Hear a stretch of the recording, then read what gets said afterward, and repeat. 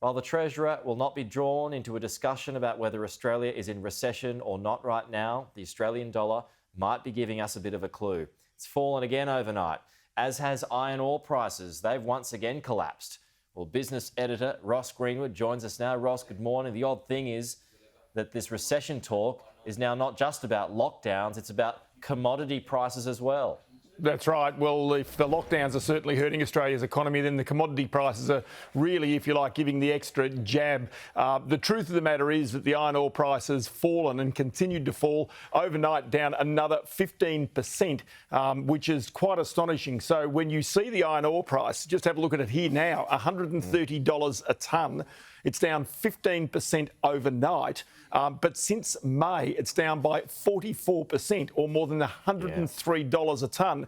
Now, consider also that in terms of tax receipts, the government says that every $10 movement in iron ore equals around $2 billion a year in tax receipts. It's dropped $100, so that gives you some indication. Now, I will say one thing. The government has already indicated that it believed that the iron ore price would fall. In fact, it's got an average price of just $55 US a tonne in the budget. So it's still well above that budget level. But this shows also that China is determined to get that iron ore price down to try and make certain that one of its key commodities, steel, becomes more affordable as it rolls out infrastructure projects across its country. So do you think it now heads towards $55? I mean, where do you see this going, Ross? Look, who's to say? But what they're trying to do in China is consolidate their steel industry. They're trying to really put pressure on Australia in all sorts of ways, we know. So having that iron ore price at $230 a tonne was only to Australia's benefit. That's certainly come across the Chinese radar, I would have suggested. So that's the reason for it. But the other one also is the dollar. Now, we can have a look at the dollar this morning and just show you what it's done, because it's a similar thing. The dollar has fallen into the 71. So have a look at this, 71.48 US cents. But just 2 weeks ago, it was sitting at 74.14 US cents. Now, that's not just about, if you like, sort of lockdowns and the outlook for Australia's economy. That is about the iron ore prices, but also about the fact that the United States eventually is going to start tapering its economic support for its economy. So the US dollar's risen, our dollar has fallen as a consequence. All right, well, what's happening here at home, Ross, with the lockdowns must be having an impact as well. You can see that with the Treasurer's response to the lowest unemployment rate in 13 years yesterday. He'd normally be cock-a-hoop about these sorts of things, but not this time. He knows it's going to get a lot worse. And the longer that the lockdowns go, the worse it gets. That's exactly right. So, as you point out, 4.6%. Normally, the Treasurer will be delighted by that. It was what the government was aiming for. But what you can see also is that you can already see embedded in those employment numbers, because it didn't pick up the full New South Wales lockdown, nor these latest lockdowns across southeast Queensland and across Victoria.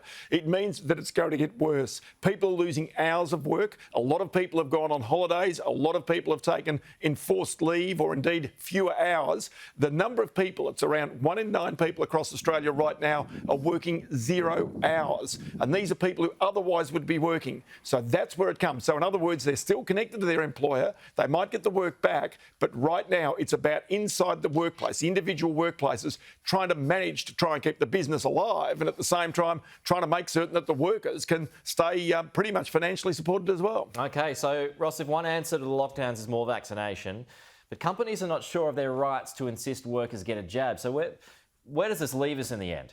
So where it leaves us with is probably, you'd have to say, rapid antigen testing. Yeah. Now, the real biggest belief to me, and I've said this a number of times, why the Australian government and our state governments have not rolled out more rapid antigen tests in those hotspot areas. But what's happening now is that companies are picking it up. Mining companies have already been doing it.